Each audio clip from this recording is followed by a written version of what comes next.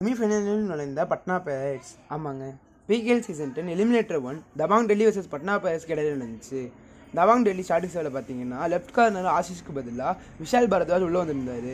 இந்த மேட்சை 4 ஃபேஸஸாக பிரிக்கலாம். ஃபஸ்ட்டு ஃபேஸ் பார்த்தீங்கன்னா, அதாவது ஃபஸ்ட்டு 10 மினிட்ஸ் முழுக்க பட்னா டாமினேட் பண்ணியிருந்தாங்க. அடுத்த 10 நிமிஷம் முழுக்க தபாங் டெல்லி டாமினேட் பண்ணியிருந்தாங்க. ஃபஸ்ட் ஆஃப் முடிவில் பார்த்தீங்கன்னா 20-19 தபாங் டெல்லி லீடில் இருந்தாங்க. செகண்ட் ஹாஃபில் ஃபஸ்ட்டு 50 மினிட்ஸில் டாமினேட் பண்ணியிருந்த தபாங் டெல்லி லாஸ்ட் 5 மினிட்ஸில் மிஸ்டேக்ஸ் பண்ணி மேட்சை விட்டுட்டாங்க. இந்த மேட்ச் கடைசி ரைடு வரைக்கும் போய் மஞ்சித் பாயிண்ட் எடுத்தது தான் டிசைட் ஆகிருந்துச்சு. தபாங் டெல்லிக்காக பார்த்தீங்கன்னா கேப்டன் அஷும் மாலிக் லோன் வாரியராக தனியாக ஃபைட் பண்ணியிருந்தார். 26 ரைட்ஸ் போன இவர் 98 பாயிண்ட்ஸ் எடுத்திருந்தார். யோகேஷ் 4 டாக்கிள் பாயிண்ட் எடுத்திருந்தார். இவங்க தவிர மிச்சம் யாருமே சரியாக பர்ஃபார்ம் பண்ணல. டிஃபென்ஸ் சுத்தமாக பர்ஃபார்ம் பண்ணல. சச்சின் பட்னா பைரேட்ஸ்க்காக 9 ரைட் பாயிண்ட்டும் எடுத்திருந்தார்.